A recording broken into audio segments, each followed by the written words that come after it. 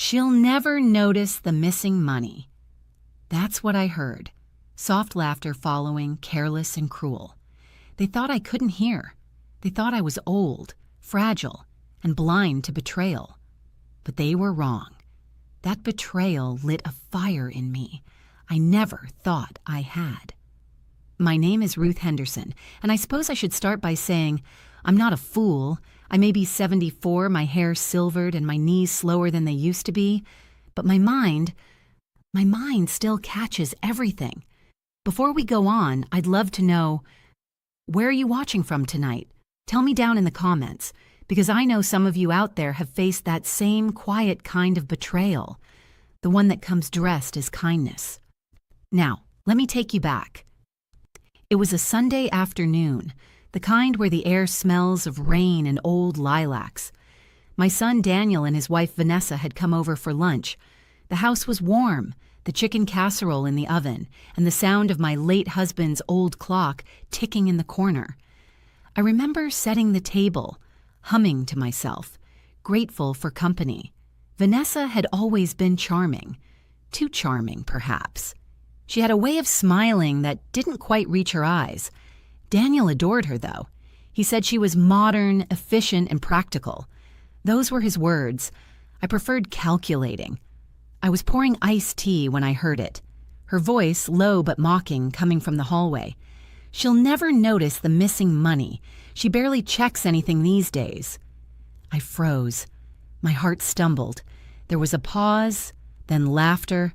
Daniel softer, uncertain, like he didn't want to agree but didn't want to argue either. I stood still behind the kitchen doorway, my hands trembling, condensation dripping from the glass. I could hear every word like a nail being driven in. "It's just a few hundred here and there," she said. "She doesn't even know how to use her bank app. Honestly, it's safer with us."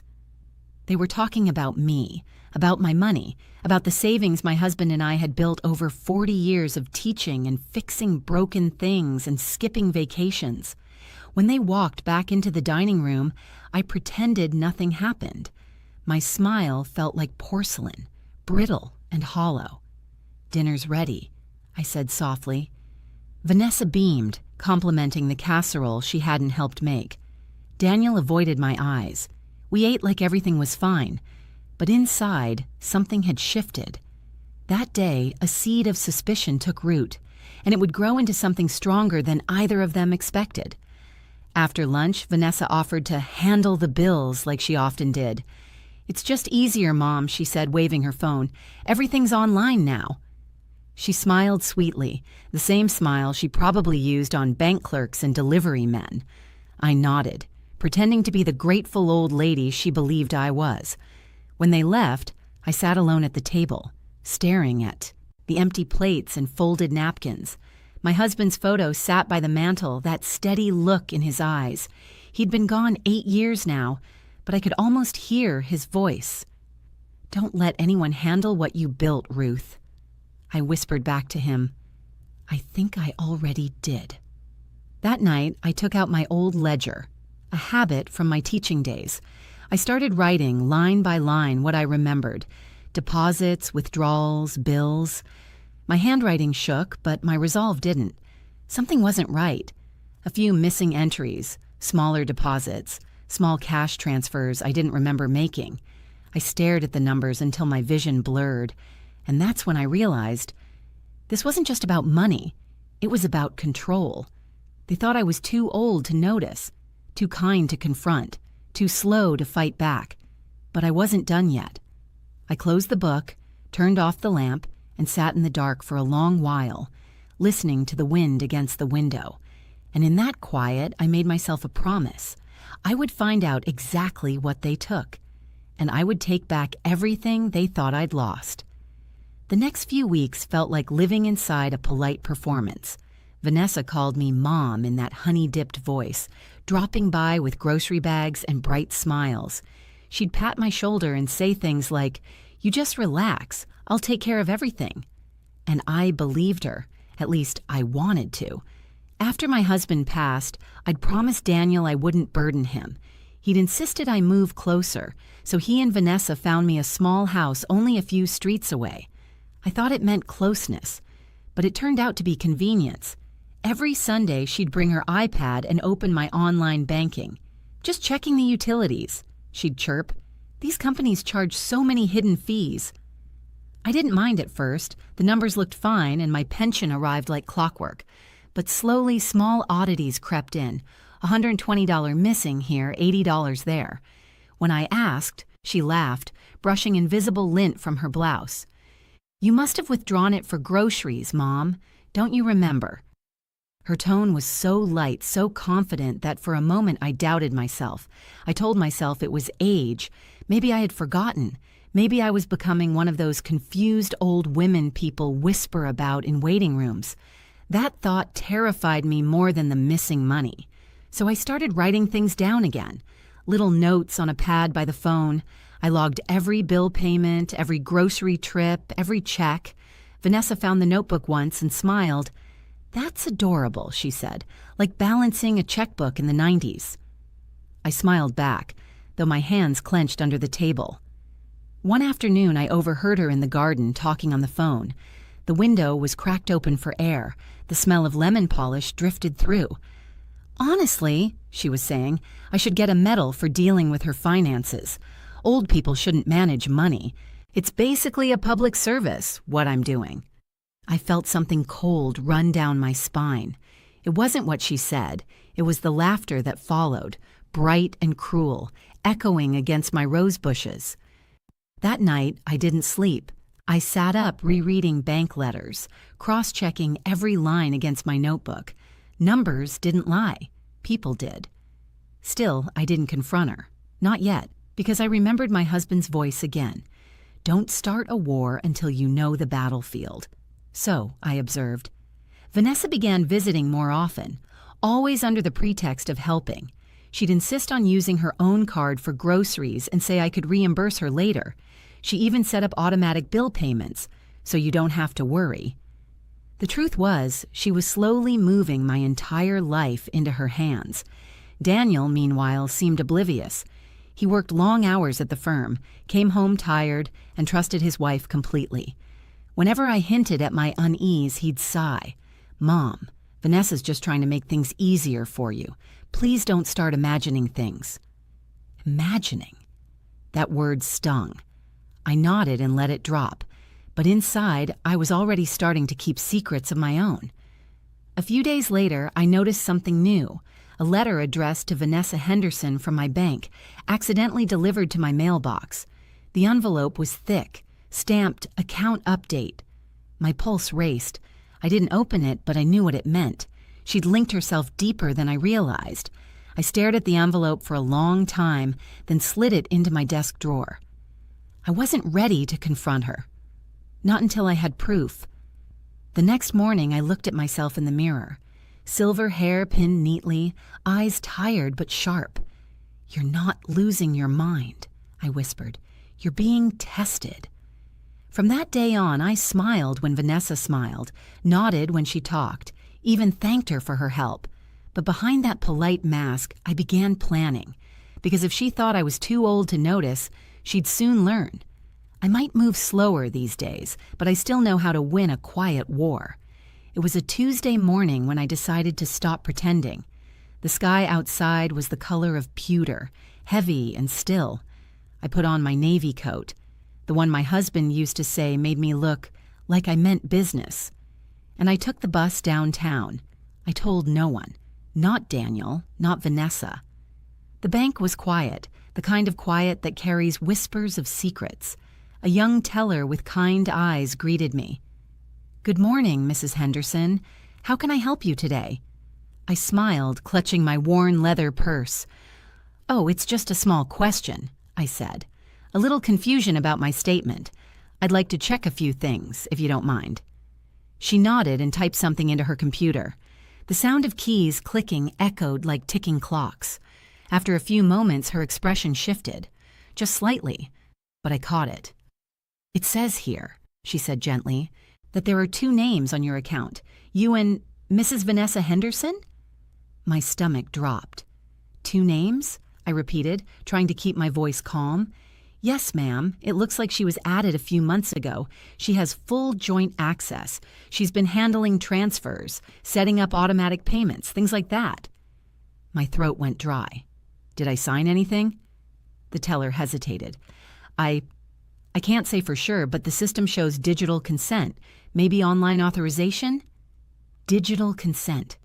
That meant someone clicked a box. Someone who wasn't me. I thanked her quietly and asked for a printed copy of my statements from the past year. She handed them over, stapled neatly, numbers lined up like a confession in ink.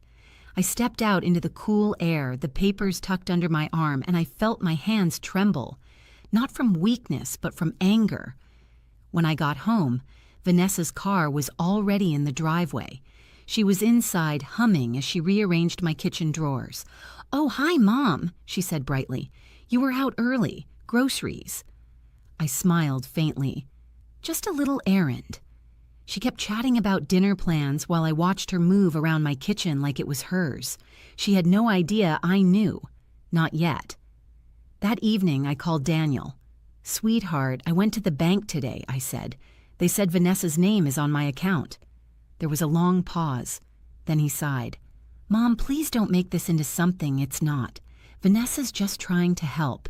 You're not great with online stuff, and it's easier for us to manage things together." His tone, that careful patience, like speaking to a child, burned worse than the betrayal. "Did you know she was moving my mail to her email?" I asked quietly. "It's just paperless billing," he said. "You're overthinking this." Overthinking. Another word that meant old, irrelevant, helpless. I hung up soon after, my voice steady but my heart cracking inside. That night, I went through every folder I owned. Old tax papers, handwritten notes, even the small envelopes I'd tucked away after my husband passed. My fingers shook as I sorted through them, the smell of dust and ink filling the room. That's when I remembered him. Mr. Garland, my husband's lawyer friend from the old neighborhood. A kind man, sharp as ever. I hadn't spoken to him in years, but I found his number scribbled on an envelope marked House Deed, 2001. I called him. "Ruth?" His voice was warm, surprised. "It's been a long time."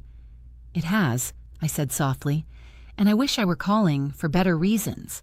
I think someone's been taking from me, quietly." He listened without interrupting.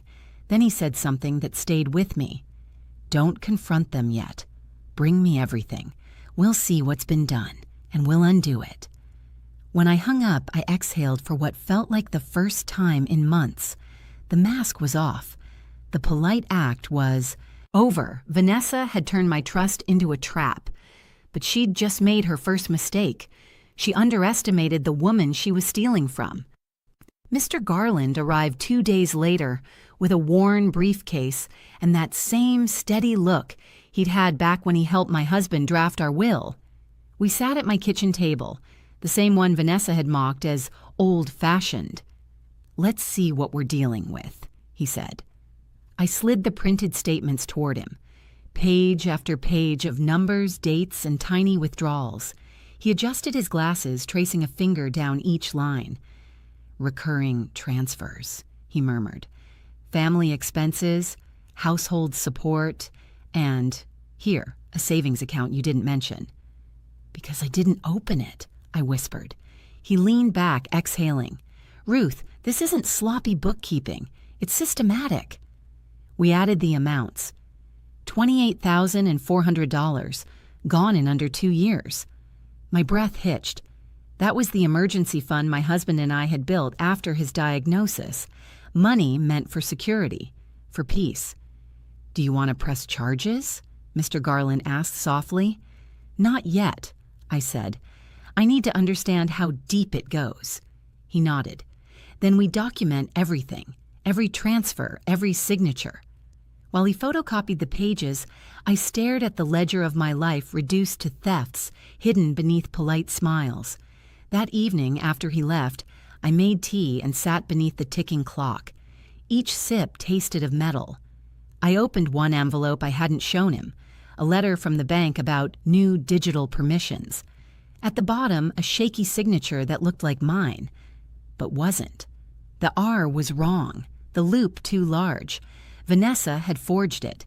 I pressed the paper flat, my hands trembling. Memories flooded in. The afternoon she'd asked for my laptop password to help with updates. The way she'd glanced at my checkbook and joked, "You still write these? How quaint." I'd laughed then. Foolish. The truth settled like a stone in my chest. Vanessa hadn't just taken money, she'd taken trust, the one thing age can't easily rebuild.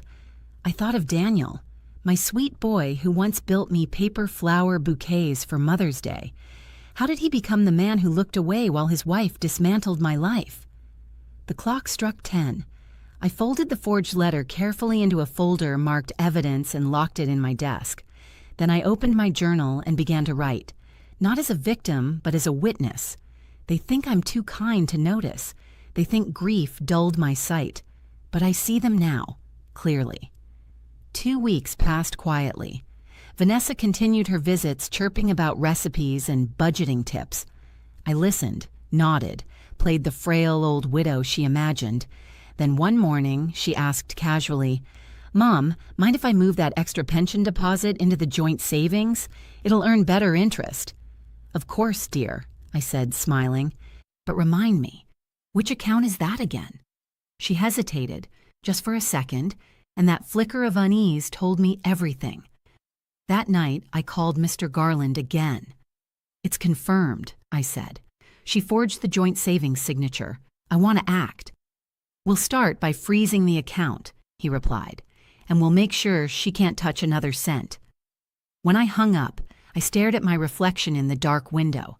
The woman looking back wasn't fragile. Her eyes were clear, sharp as frost. For months, Vanessa had built her little empire on my silence. But silence, I realized, is power, if you know when to break it.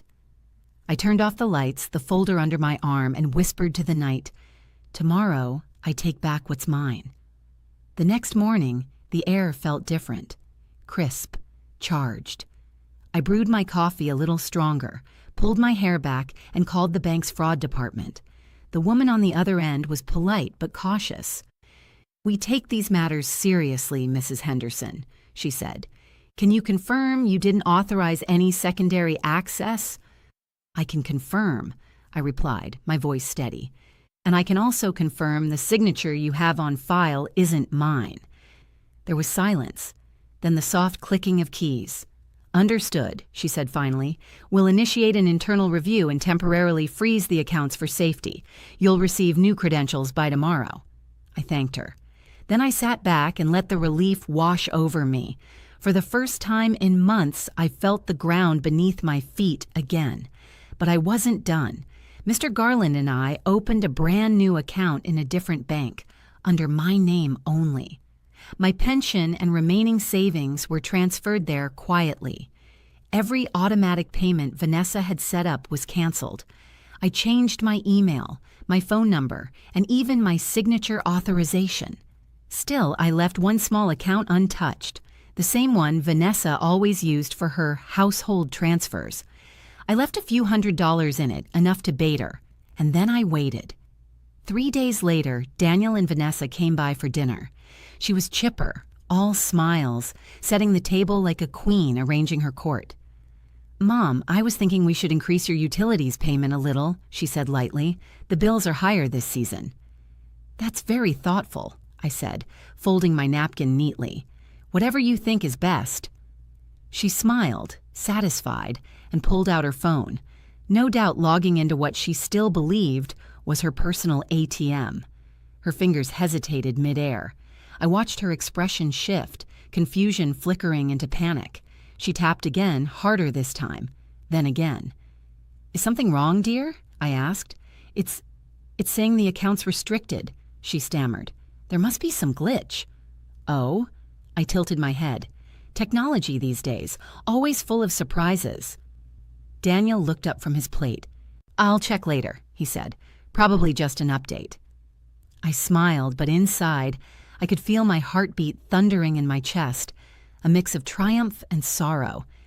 That night, after they left, I checked my test account. As expected, there had been an attempted withdrawal, small but enough to trigger a record in the bank's system. Evidence. The next morning, Mr. Garland called. The bank's review confirmed everything, he said.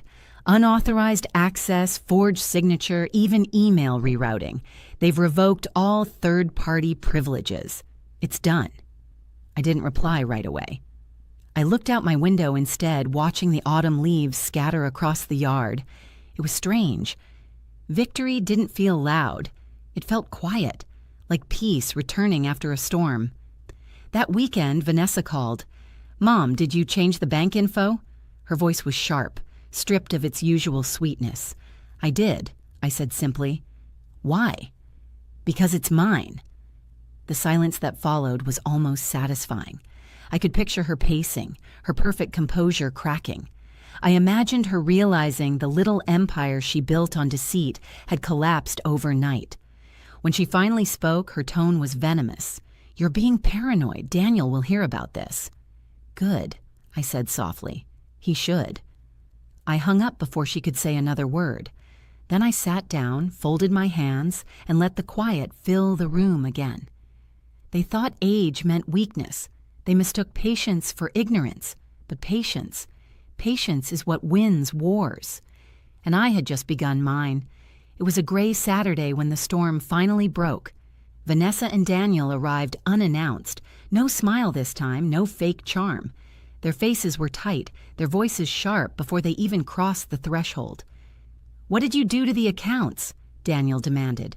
"The mortgage payment bounced," Vanessa added, her tone brittle. "Our cards were declined at dinner last night." I set my teacup down carefully, the clink echoing through the quiet room. "Sit down," I said softly. Vanessa didn't. She hovered near the doorway like a cat ready to strike. "You've created a mess, Ruth," she hissed. "The bank froze everything. You could have called us before doing something so irrational." "Irrational," I repeated, tasting the word. "Is that what you call protecting myself?" Daniel sighed, rubbing his temples. "Mom, this isn't like you. Vanessa's been helping you for years. Why would you just—" I reached for the folder beside me and slid it across the table. "Because she forged my signature." Vanessa froze. "That's ridiculous," she stammered. "You're confused. That's not—" "Don't," I said quietly, meeting her eyes. "Don't lie to me in my own house." I opened the folder, one page at a time. The bank's fraud report, the copy of the forged signature, the unauthorized transfers highlighted in yellow. I had organized it like a teacher presenting evidence to a student who thought she could cheat and never get caught.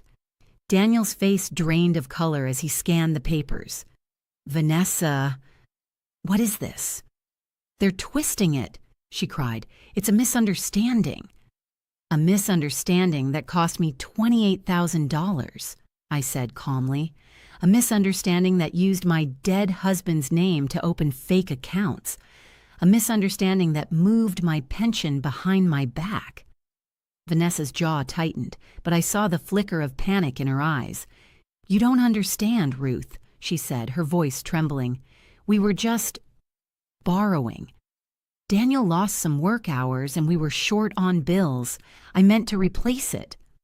By calling me senile behind my back.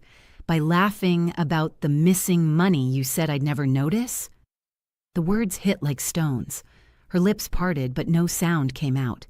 Daniel stood there, torn between us, his wife in tears, his mother unflinching. "You knew," I said to him softly, "didn't you?" He looked down. His silence said everything. "I didn't think it was that bad," he murmured. "She said it was temporary." The sound that escaped me wasn't a cry. It was something smaller, heavier, the quiet sound of a heart hardening. I gathered the papers back into the folder, stood and said simply, "You both need to leave." Vanessa's head snapped up. "You can't just—" "I can," I interrupted, "because this house, this account, this life, they're mine, not yours." Daniel's eyes filled with tears. "Mom, please." "I raised you to be honest," I said, my voice breaking. "Not to stand by while someone steals from me. You both crossed a line I can't uncross." They hesitated, then turned to go. At the door, Vanessa spun around. "You'll regret this, Ruth," she spat. "You'll die alone." I smiled faintly. I'd rather die alone than live surrounded by thieves. When the door slammed shut, the silence that followed felt like freedom. I sat back down, the tea now cold, and stared at the old family portrait on the mantel. Daniel as a child grinning between his father and me. My eyes stung, but I didn't cry. Not this time. Because that was the moment I realized I hadn't lost a family. I'd shed a lie. They had taken my money, my trust, and nearly my dignity. But in trying to strip me of everything, they gave me something back. Myself. The reckoning was over. The rebuilding would begin. The morning after they left, the house was still. The silence felt different now. Not heavy with tension, but calm, honest. I stood at the window, watching the sunlight spill across the yard where Daniel used to play as a boy. I thought of his laughter, of scraped knees and bedtime stories, and for the first time in a long while, I didn't cry. Because grief wasn't the only thing I felt that morning. There was something new, something I hadn't tasted in years. Freedom. In the days that followed, the phone rang often. Sometimes it was Daniel, sometimes Vanessa. I let the calls go unanswered. Eventually, they stopped trying. Mr. Garland handled the rest. The bank finalized its investigation, and Vanessa's name was permanently removed from every document. She was blacklisted from the account for fraud. I didn't press criminal charges, not out of mercy, but because I didn't need to. Their punishment was silence. Their consequence was losing the woman who once trusted them without question. I met with Mr. Garland one last time in his office, the walls lined with law books and the faint smell of old leather. He smiled as I signed the final papers. "You've handled this with more grace than most people could," he said. "Grace comes easier when you've already walked through fire," I replied. He chuckled softly. "What will you do now?" I thought about it for a moment. "Live," I said simply. "On my terms this time." When I returned home that evening, I opened every window, let the air move through freely, carrying away the stale scent of worry and betrayal. I baked an apple pie, something I hadn't done since my husband passed, and sat at the table with a single slice, savoring it slowly. It tasted like peace. Over the following weeks, I started rebuilding my life piece by piece. I reconnected with my old book club, began volunteering at the library, and even started teaching neighborhood children how to read cursive. A dying art, they say. But to me, it's a reminder that the old ways still have strength. Some neighbors asked where Daniel and Vanessa had gone. "Oh, they moved on," I'd say, smiling faintly, and so did I. I wasn't bitter. Not anymore. Bitterness traps you in the same cage the betrayal built. I had no interest in staying there. One evening, while organizing old photographs, I came across a picture of Daniel as a baby. His tiny hand clutched around my finger. My heart softened.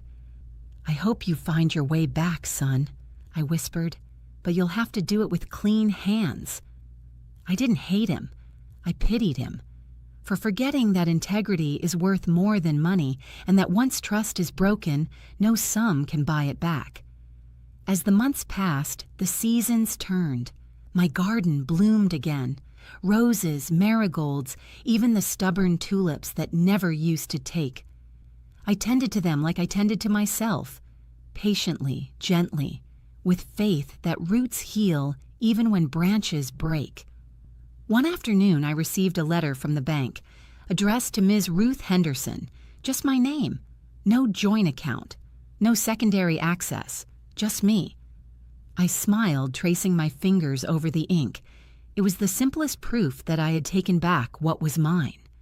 That evening, as the sun dipped behind the trees, I poured myself a cup of tea and sat on the porch. The air smelled of rain and earth. I thought about everything that had happened, the lies, the hurt, the loss, and realized something powerful. They had tried to make me small, but in surviving them, I had become larger than I ever was before. They thought age made me weak, I murmured, but wisdom, that's something they'll never understand. I looked at the horizon and smiled, not the polite practice smile Vanessa used to wear, but a real one, soft, proud, earned. And that, I said aloud to the quiet evening, was the day I took back my life and my power.